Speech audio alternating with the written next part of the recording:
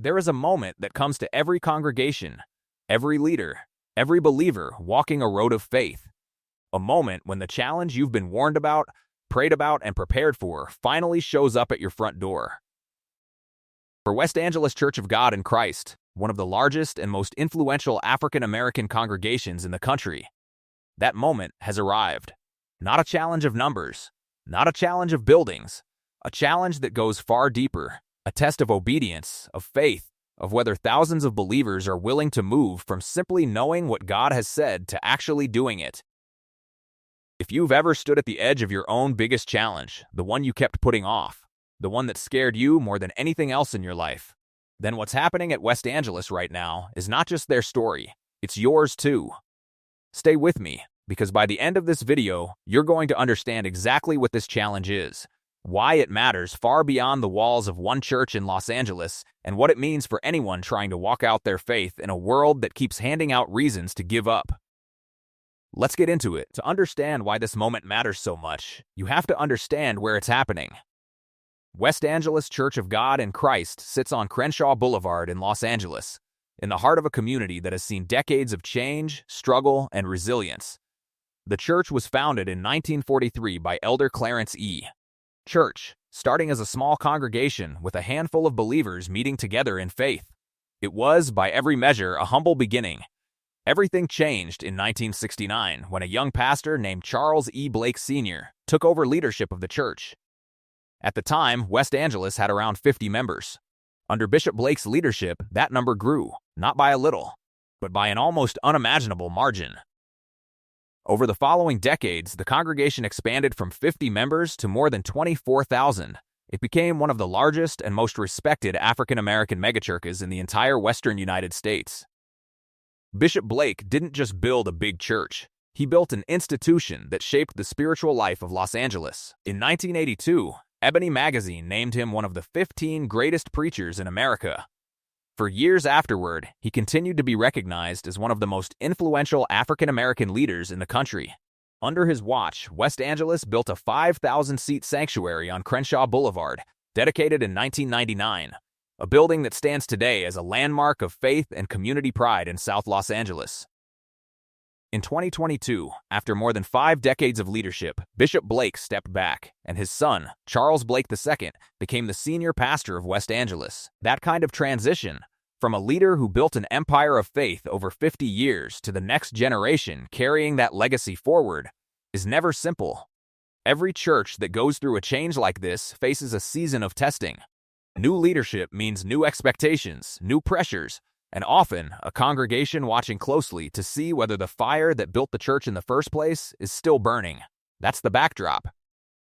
A church born out of humble beginnings, grown into a spiritual giant, now navigating a leadership transition while still trying to serve a community that faces real, tangible struggles every single day. And it's against that backdrop that the message, West Angeles' biggest challenge has finally arrived, takes on its full weight. Here's where a lot of people get it wrong when they hear a phrase like biggest challenge.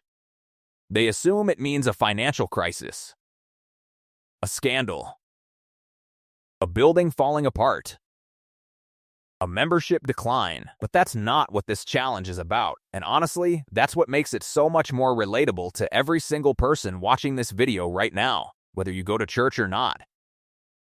The challenge being described in this message isn't about circumstances.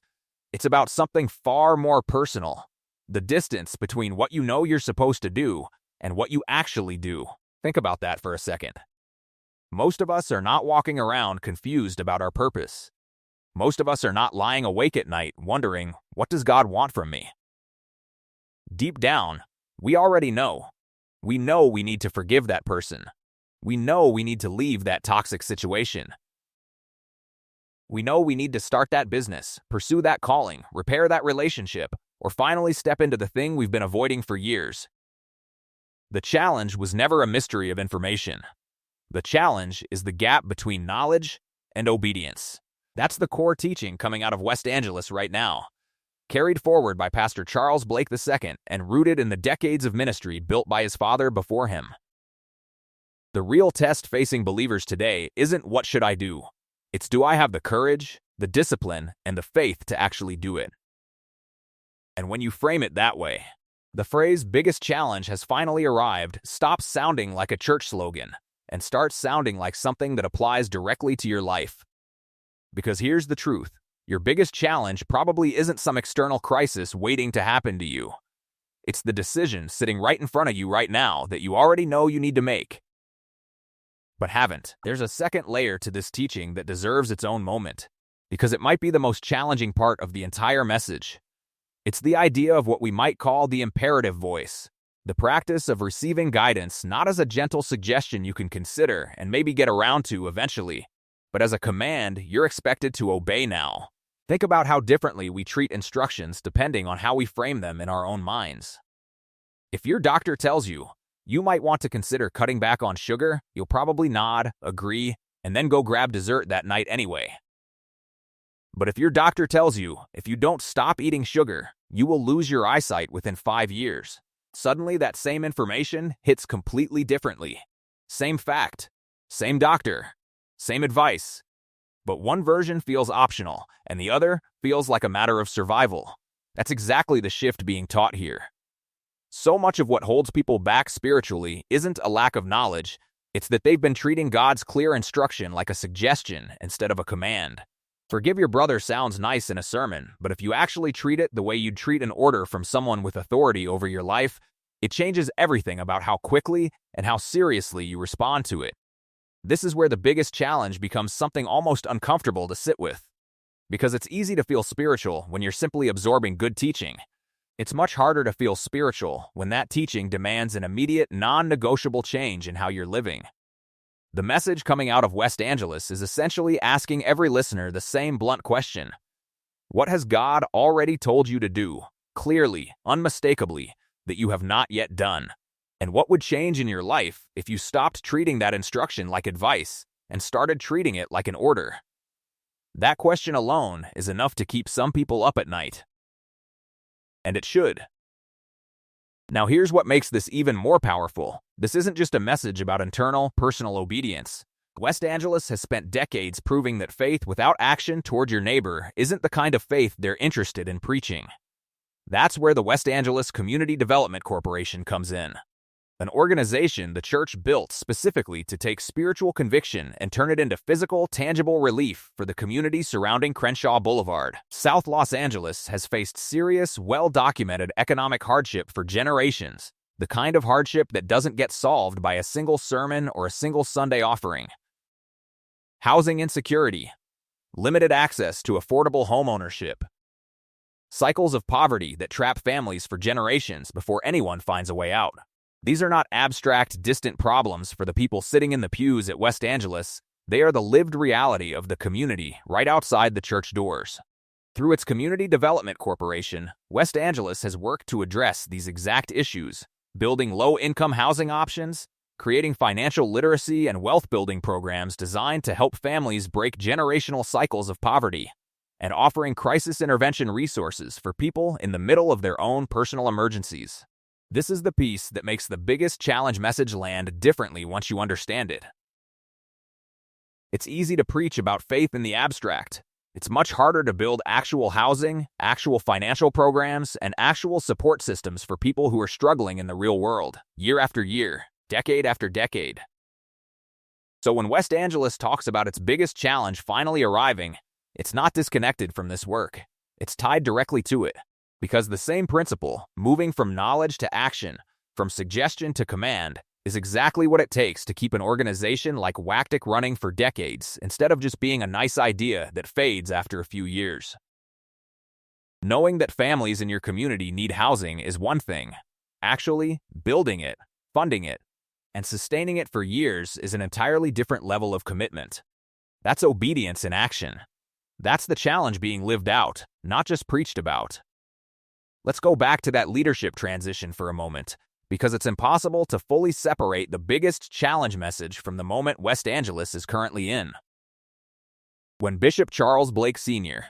stepped back after leading the church for more than 5 decades, he didn't just hand off a pulpit. He handed off an entire legacy, 50 years of growth, 50 years of community trust, 50 years of a congregation that had come to associate his voice, his leadership style, and his vision with the very identity of West Angeles itself. Pastor Charles Blake II stepped into that role in 2022, and anyone who has ever taken over a family business, a family ministry, or any organization built by a parent knows exactly how heavy that weight can be. You're not just trying to lead well, you're trying to lead well while an entire community quietly compares you to the person who came before you, someone who, in this case, was recognized nationally as one of the greatest preachers in the country. That's an extraordinary amount of pressure. And it's exactly the kind of pressure that tests whether a leader is operating out of knowledge, knowing what a great pastor is supposed to look like, or operating out of obedience, actually becoming the leader God has called them to be, on their own terms, even while carrying someone else's legacy on their shoulders. This is why the biggest challenge framing isn't just poetic, it's literal. A church transitioning from one of the most storied leaders in modern African American church history to his son, in real time, in front of a congregation of tens of thousands of people, while still trying to serve a community facing real economic hardship. That is, by any definition, a defining moment, a biggest challenge, arriving all at once, on multiple fronts. Here's the part I really want you to sit with, because this is where the story stops being about West Angeles specifically and starts being about you. Every single person watching this video has a version of this challenge in their own life. Maybe it's a relationship you know you need to repair, but you keep telling yourself you'll deal with it eventually. Maybe it's a career change you know deep down you're supposed to make, but the comfort of your current situation keeps you frozen.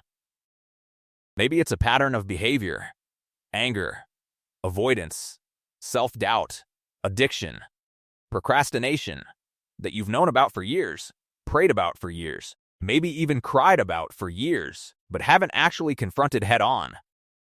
That's your biggest challenge. And the uncomfortable truth is this: it has probably already arrived. It's not some future event you're waiting for. It's sitting right there in front of you, right now, the same way it's sitting in front of an entire congregation on Crenshaw Boulevard. The message being taught at West Angeles isn't complicated in its structure, even though it's incredibly difficult to live out. It comes down to 3 simple movements. First, stop pretending the challenge is about information you don't have. In almost every case, you already know what you need to do. Second, stop treating divine instruction. Or, if you're not a person of faith, stop treating your own conscience and clarity like a gentle suggestion you can put off indefinitely. Treat it like a command that demands a response now. Third, understand that real faith, real conviction, real change always eventually has to leave the realm of thought and enter the realm of action. Whether that's forgiving someone, building something, changing a habit, or in West Angeles' case, physically constructing housing and financial programs for people who need them. Knowledge without action isn't faith. It's just information, and information has never changed a single life on its own. There's a reason messages like this hit people so hard, and it isn't just the delivery, it's the timing. Because every person who has ever faced a biggest challenge moment in their own life knows the temptation to wait it out. To tell yourself you'll deal with it next month, next year, when things calm down, when you're less busy, when you feel more ready. But challenges like this one rarely wait for convenient timing. They arrive when they arrive, often at the exact moment you feel least prepared to face them. A leadership transition doesn't wait until the community's economic pressures have eased. A calling to change your life doesn't wait until you feel emotionally ready. The instruction you've been avoiding doesn't get quieter the longer you ignore it. If anything, it gets louder.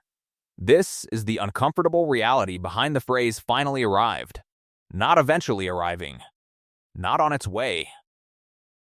Finally arrived, meaning the waiting is over, and the moment of decision is here, whether you feel ready or not. For West Angeles, that means navigating a new era of leadership while continuing decades-long work in housing and community development, without the luxury of pausing to catch their breath. For you, watching this video, it might mean something entirely different, but the principle is identical. The challenge doesn't ask for your permission to show up.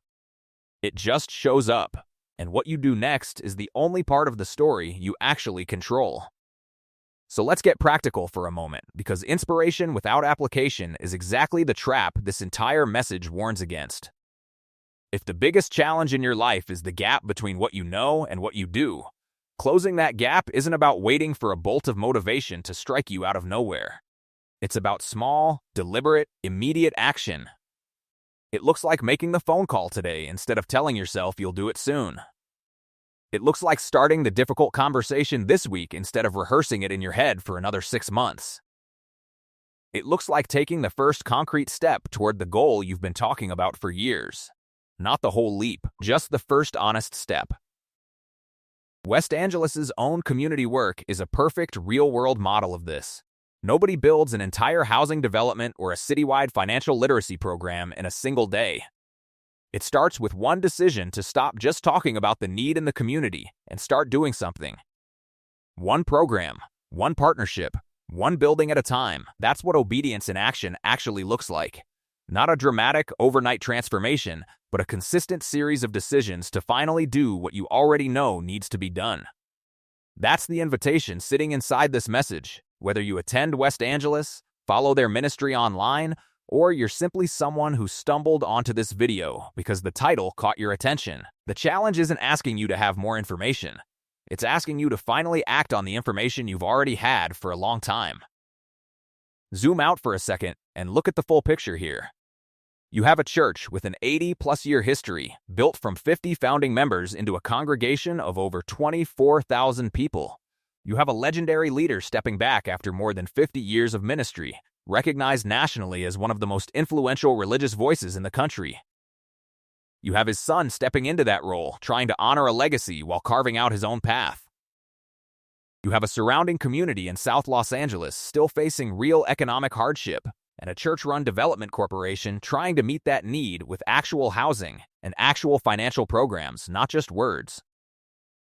And now, layered on top of all of that, you have a spiritual message reminding everyone involved, leadership and congregation alike, that the real test was never about knowing what to do. It was always about actually doing it. That's not a small moment. That's a convergence of history, legacy, community responsibility, and personal faith all arriving at the same time. Whatever your own relationship to faith looks like, there's something universally recognizable in that convergence. We've all had seasons where multiple pressures land on us at once, a transition, a responsibility we didn't ask for, a community or family depending on us, and a nagging inner voice telling us exactly what we need to do about it, if only we'd stop avoiding it. West Angeles' biggest challenge has arrived, and in a very real sense, so has yours. So here's where I want to leave you.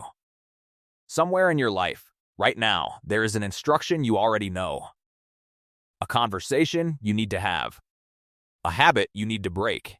A step you need to take toward the life you keep saying you want. You don't need another sermon, another video, or another piece of information to know what it is. You already know. The question this entire message is built around, the same question facing an entire congregation on Crenshaw Boulevard right now, is simple. Even if it isn't easy, are you willing to stop treating that instruction like a suggestion and start treating it like the command it actually is? Because the challenge doesn't ask permission to arrive. It just arrives. And the only real choice left is how you respond to it. If this video gave you something to think about, take a moment to reflect on what your own biggest challenge actually is. Not the one everyone else assumes you're facing, but the real one, the one you've quietly known about for a while. And if you want to go deeper into the leadership, history, and community work happening at West Angeles, you can find their services and programs directly through their official channels. Thank you for watching all the way to the end. If this message resonated with you, drop a comment and let me know what your biggest challenge is right now. Sometimes just naming it out loud is the first step toward finally facing it. See you in the next one.